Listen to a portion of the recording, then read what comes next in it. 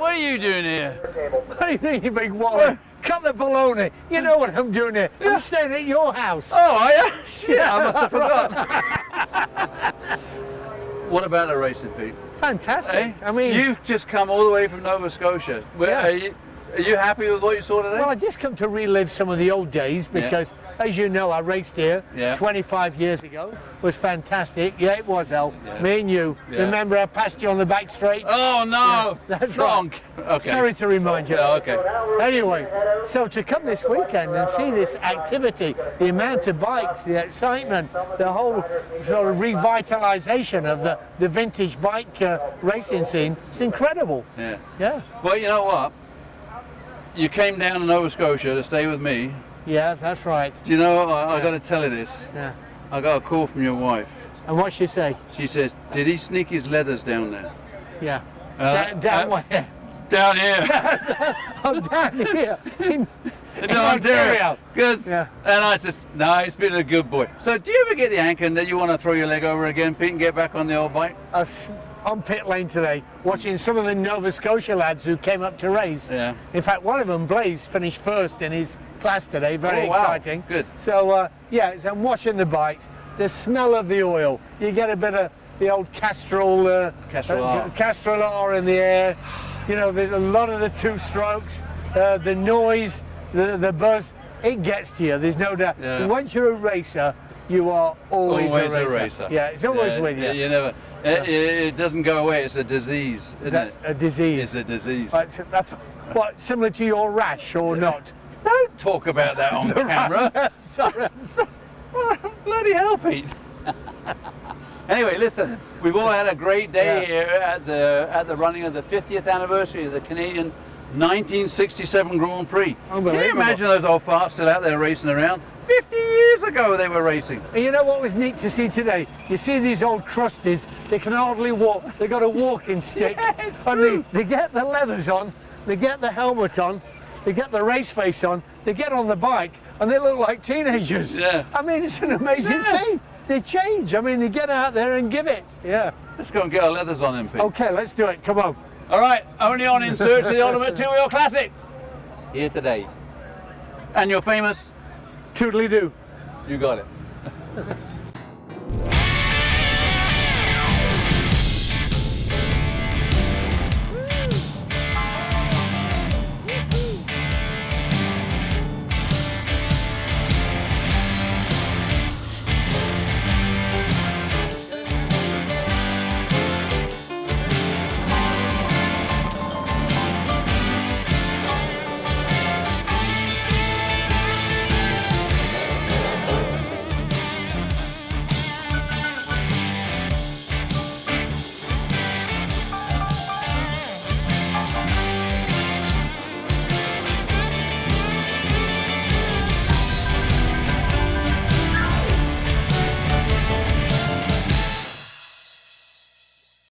Incredibly, after 50 years, many of the original motorcycle GP racers that raced here in 1967 are here today.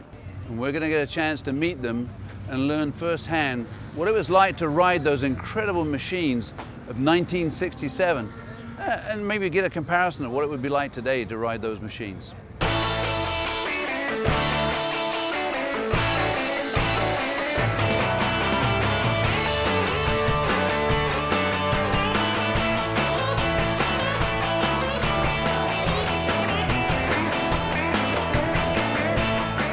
Well, it's a great pleasure to be here for the 67th and our 50th anniversary of the 67 GP. Yeah, so where do you hail out of? Were you here for the original? No, I wasn't. I was a young lad then. Yeah, still a young lad, eh? So whereabouts do you come from now? Springfield, Vermont. We summer in Springfield and we spend winters in Florida. So I see a lot of Americans have come up for this event. Yeah, there is Filling quite a our few. parking lot. Yeah. We need those US dollars. Anyway, have a good race. All right, thank you very much. And Frank, were you here originally back in the 67? I rode that bike to fifth place. Same bike. Originally the same bike, eh? Yeah. And it's still running, and you're still, so you're in Armour, are you? You're running? I still race. You're in Armour. Yeah, I started back about 20 years ago. I retired for about 25 years, and then I came up here on the 30th reunion, and Bob McCoy said, "You want to ride my bike?" In fact, that motor is the same motor that I rode 20 years ago. Oh, wow. Yeah. And I finished second, and I decided I better start racing again. Oh, 33F. We have to keep an eye on that guy. He's going to be quick on the track. Oh, yeah. I'm going to be 79 in a couple of months, too. All right. Well, congratulations. It's glad to see you back. Yeah. Tell us how it feels like to be on this grid here with this 50th Oh, anniversary. you know what? I was looking for that race since more than a year because I was born in 1967. Oh, wow. So I'm 50 years now Yeah. of age. So I'm expecting to be that as a one of the highlight of my life. Yeah. I will remember that for the rest of my life. Yeah. So I'm really excited. So what does it feel like to be on this grid in this 50th anniversary? Unbelievable. I've only been racing 5 years. Yeah. Started at 60 and I'm riding against guys like this who's, you know, professional, good guys. Yeah. So as a professional racer, Not really. what's your word on today's event? It's a spectacular event. Yeah. I was here in 1967 when I was 20 years old, Yeah. and I was just beginning to road race at that time. Yeah. So this is a really special Yeah. event. Were you on the track in 67? No, I wasn't on No. the track. I was Yeah. spectating. Yeah. How you doing? Good. How you doing? Your name is? My name's Mike Harrington. Yeah, Mike. Yeah, I'm running a 1965 Ducati Mach 1. Yeah. It's a great story to this bike. When I turned 50, my best friend and my wife secretly found this bike for me, brought it into the house, and we had a huge party at my house, and this was unveiled. And this is Paul Heinrichs, who's my best friend, but also the fellow that found this bike, brought it up, and surprised us. And I've been riding it without problem ever since. We should all have friends like you, Paul. Yeah, well, He's pretty special. Anyway, listen, have a good race. Great, thank you very story.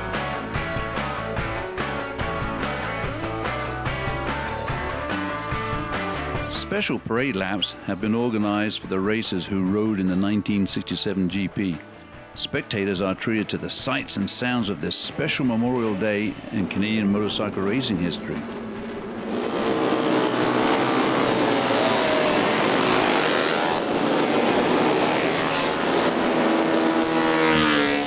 As the riders thunder around the circuit, we are once again, after 50 years, able to see these heroes of yesterday, many on the original machines they raced on that day in 1967.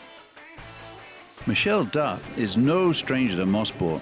Having competed in and winning many races here, she quickly gets up to speed on the Art Matchless, the same machine she raced 50 years ago at the Canadian Grand Prix. Michele was a world-class factory racer who made a mark in World GP racing in the 60s when racing as Mike Duff.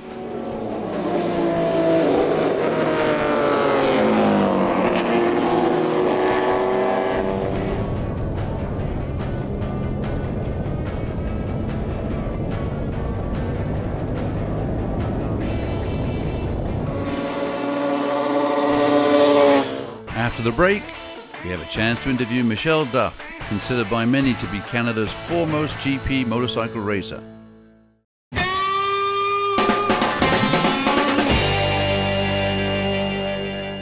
So I'm here with Dominic Aubrey, who is the Vice President of the VRRA. Correct. Dominic, thanks for inviting us here today. You're welcome. In Search of the Element 2 Classic has just had a hell of a time here today. Yeah. We can't believe the GP riders that have showed up to honour the 50th anniversary of the running of the Canadian GP, and the amount of riders that have showed up is just unbelievable. So, you know, it looks like it's going to be a fantastic event for you. Yes, it's a fantastic event. As of this morning, we had 247 registered riders, which is a VRA record. That's as racers. far as I know. That's racers. Correct, Yeah. correct. 240 races. 47. Take that, NASCAR. You won't get that kind of lineup. Yep. And we had full capacity in the P1 67 celebration race. Yep. And I know if you saw all the people that were lined up along the pit wall and on the fence on the other side at 9:30 this morning, I'd say it was a huge success. Yeah. We're very, very proud of it. And, you know, we have to remember that this is a volunteer-driven club. So, you know, there was, you know, we helped some riders get here. You know, some people that were in the 67 race, we helped them, you know, with plane tickets and that kind of stuff. But, you know, all of them were here because they wanted to be here. Yeah. And, you know, like I said, nobody's making any money doing this. It's all volunteers and all people putting their own sweat and tears into making the event great. So we're very, very proud of it. You know what's really amazing is that the riders that raced here 50 years ago out on the track racing again. Yes. Some of them on the same machines that they had back in 1967 and going pretty quickly. You know, Yes. as a camera bike out there, Yes. and they were going by me pretty quickly. Yes, and I'm exactly. going, how old is that guy? You know. Yeah, we tried to slow them down for the parade laps, but Yeah. we kind of knew that once they got out there, they'd be going. Get the for bit it a little between bit. the Yeah, teeth. exactly, exactly. Gone. Yeah. Yeah. Michele Duff, formerly known as Mike Duff throughout his career as a racer, like many riders of his day, started out with either a borrowed or a self-built motorcycle to race at local tracks. Mike soon was bitten by the racing bug and seeking more challenging circuits, which led him further afield to the European circuits. Like most riders of his day, there was little money and few or no sponsors. His skills as a rider were soon recognized by the manufacturers, and he was later signed by Yamaha as a factory rider. Okay, I'm here with Michele and Duff. And Michele, I'm really happy to be here today to chat with you. You and I go back a long ways in the history of motorcycling. Anyway, I bought some of my first racing machines off of you back in the 60s. You remember those days? Yes, a long time ago. A long time ago. Anyway, you know, let's go back a little even before that. Let's go back to when you were first aspiring to be a GP rider in Europe, and that's where I actually first watched you racing, was at Brands Hatch. Oh. And there was you, Minter, Ivy, and of course Reed at the time, and you could pretty well throw a blanket over most of it. The racing was so hotly contested, Yes, that was and a you were lot of so fun. competitive. Yes. You know, and it was just fantastic racing. I'd never wanted to miss it. It was just such great racing. Wasn't that the race where Mike Hellwood fell off? Yes, actually Yes, it was. okay. Yes, yes. And you guys were going like the clappers, if I can Yes. say that on television. Going like the clappers. That's not a swear word. No. Yeah, I remember that race fondly. It was sort of, I shouldn't have been where I was relative to my experience from the previous year. Yeah. Normally I would have been in the second half dozen rider. Yeah. But in this case, I guess I had just different frame of mind. Everything clicked. The bike was right. The weather was right. The course was right. And I found myself racing with the stars of Brands Hatch. England was the place to be to learn the basic rudiments of real racing.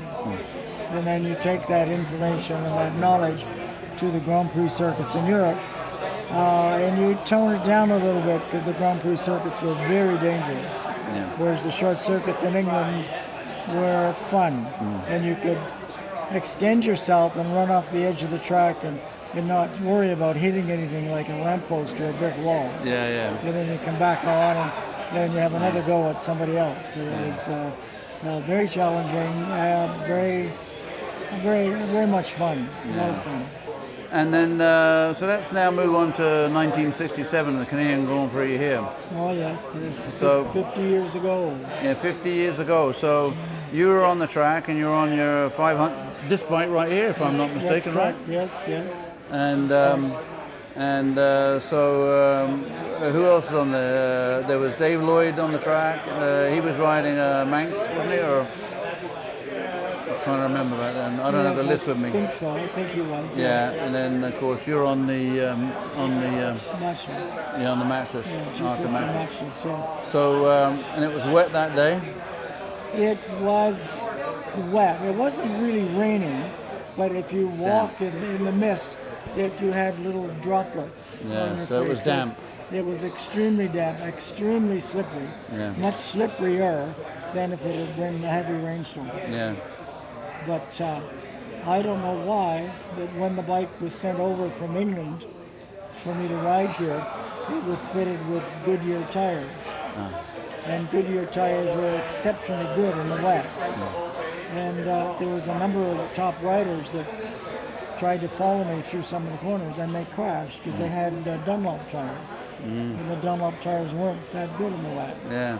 And so I attribute my performance that day to the Goodyear tires. Oh, Plus fantastic. the bike was exceptional as well. Yeah. Yeah. So you did well. What was your final position on the I weekend? finished third. Yeah. I was the only rider on the same lap as the 2 leaders Yeah. of the race. And I was almost a full lap ahead of the rider who finished 4th behind me. Yeah, I was looking at some of the times back then, 134s, 135s, 36s. That's quick back then, even though it was a GP bike. That's, even by today's standard, that's fast times Well, yes, for this I track. agree. I agree. No, that's really fast. Oh, yes, I keep wondering the modern MotoGP bikes, what they would do around here. Yeah. With modern equipment, tires, suspension, and engine performance, Yeah. computerization. They would go so fast, it would be incredible. Oh, yeah. Yeah, what was it like on the track today? Well, I'm 50 years older than I was when I was Yeah. here. I have an artificial hip, which has been giving me some problems, which prevented me from bending over comfortably. I was out on 2 bikes today, and the first bike, which was this one here, I found it very uncomfortable. I couldn't reach the controls properly. And it was okay, I was doing all right, but I was out on a second bike, which was a little more comfortable, so I forgot about how uncomfortable I was on the big bike. Oh, I see. And just concentrated on riding. Yeah. And it's been 10 years since I've been around here, and there's a lot of changes, so it took a couple of laps to familiarize. Do you like the track the way they've changed it now? Yes, yes, I do. It's better. You got better visibility for the apexes and so on. Say safer runoff and wider areas, and some repaving in places, because it was quite slippery at times here. Yeah. Are you going out again this weekend? No, that's it. So you're just going to sit and sign books now and sign? This will be my last hurrah. The last hurrah. Yeah. Well, we don't like to say last hurrah, but well, it had to come.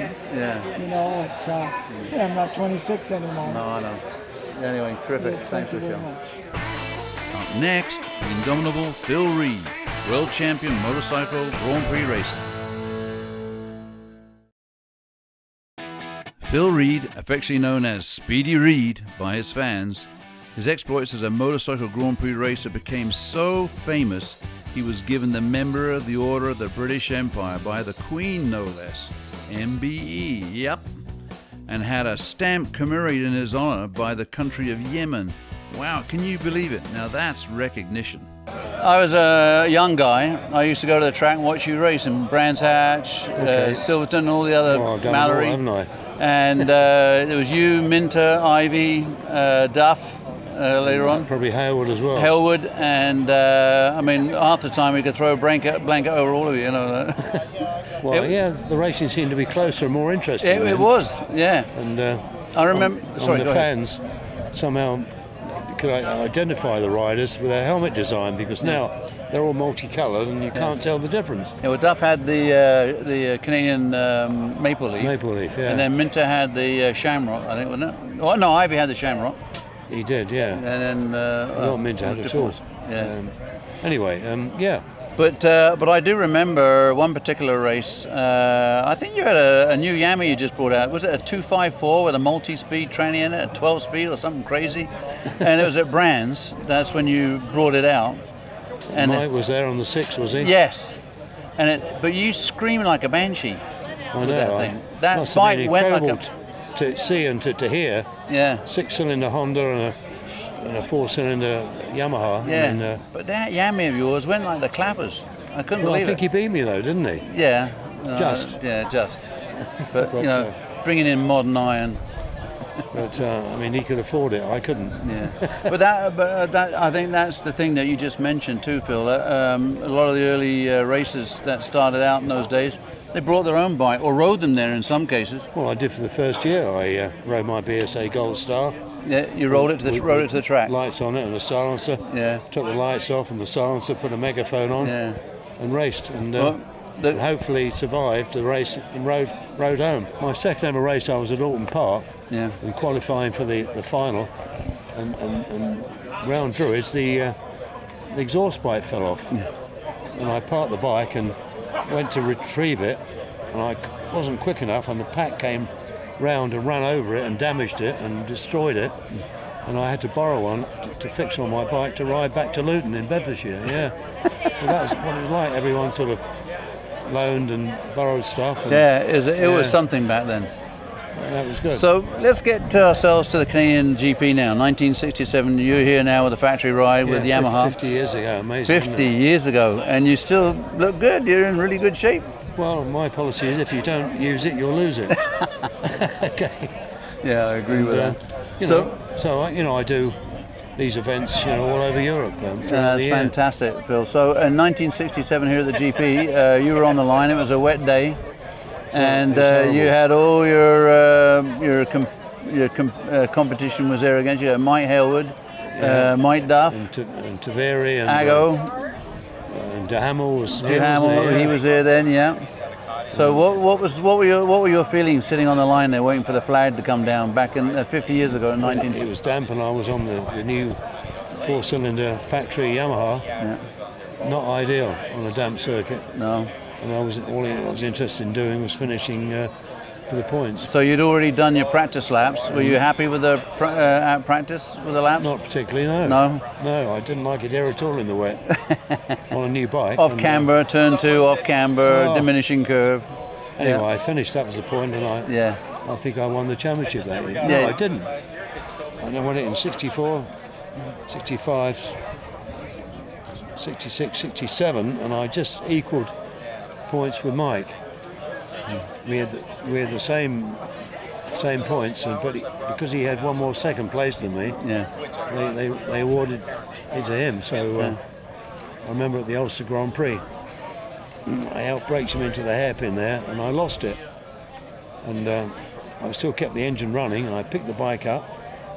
If I'd have finished second then, I'd have won the World Championship because the throttle was jammed. Oh no! So I had to stop down the hairpin and watch Mike win it. Oh no! So anyway, but that happens. That's racing, right? That's racing. Just when you think you've got it all in the bag, then something goes awry, either yourself or the equipment. You never believe you've got it in the bag until you've actually got the thing sitting there. Until they give you the gold medal. Yeah.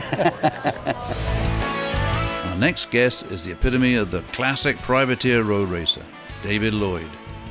Dave spent his youth riding Canadian and US road racing circuits as a privateer. Like many aspiring road racers of the day, Dave wanted to prove his mettle by hitting the European road race scene and soon booked passage to the famous, or infamous, depending on how you look at it, Isle of Man TT circuit, shipping his own motorcycle with him. I actually started racing a BSA Gold Star, which was a street bike. You take the lights off it and go racing. And I literally rode the bike back and forth to work during the week. And on the weekend, came up here and raced the various races. Then after a while, I stopped riding on the road and concentrated on the racing. Went from the Gold Star to a Manx Norton. And in '66, had the opportunity to go to Europe. Right. And took myself and Roger Beaumont, took a couple of Manxes over there. Had no idea what we were doing. And as you indicated earlier, no money, no brains, but we did the Isle of Man, and we did the complete European circuit, the Grand Prix circuit. And I went back again in 1968 and did the same thing. Let's take me back now to 1967, and you're sitting on the grid here at Mosport for the one and only Grand Prix. Yep, the one and only Grand Prix. And what are you riding at that point? A Manx Norton 500. You're riding a Manx Norton 500. So you would have been, I guess Michele or Mike Duff at the time was riding Mike on the Ardor Matchless. Ardor Matchless, yeah. Mike Hailwood on the Honda. Yeah. Agostini on the MV Augusta. Yeah. Bitterly cold day, damp, miserable. It was late in the year, September, so very difficult time. The track was slippery. The tires that we were on were 3.5 inches. Mike Hailwood got around here on a 250 in 1 minute and 36 seconds. That's quick. Which is an absolute miracle. I don't know how he did it, but that race for me was a bit of a disaster because the Manx is known for leaking oil, which mine did on both boots. So my feet were slipping on the foot pegs, and then to add to that challenge, the carburetor was spitting back raw fuel under my leathers and burning into the crotch fiercely area. In the crotch area. So that would have been uncomfortable. I would ride to down, say the least. I would ride down the straights and open my legs as wide as I could to get some cool air in there. But when it came to the corners and gearing down and braking, my feet were slipping on the peg, so I looked like a spastic on the motorcycle. So somehow or other I managed to finish in 7th spot. I don't know how I did it. That was a great finish. It was a challenging race for me. Not the best one. Yeah. But a great experience. Yeah. So now you're back today, and when's the last time you were on the Mosport on this track? Well, I was actually out doing parade laps today. Yeah. Last year I rode, of all things, as a sidecar passenger. Okay. At Mosport in the pouring rain. It was like going through a car wash. So that was my last experience on the track. And before that, on a Norton Commando, maybe 2 or 3 years ago. Yeah, well, that's great. So there you have it. You know, here's David Lloyd. Has done it all. He's gone over there. He's privateered, taken his own bikes to the track, picked them up, taken them back, come back to Canada, redid his bikes, back again over to Europe, did the whole thing all over again, and no money. No money. That's what you call racing. Yeah. Anyway, listen, Dave, I really appreciate you, chatting with us, and we'll look forward to seeing you back out on the track a little later on. Thank you.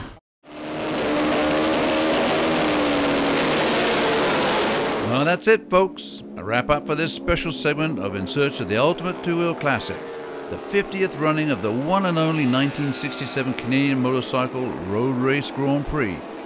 We hope you enjoyed it, and don't forget, come out and support your local racing clubs. Cheers.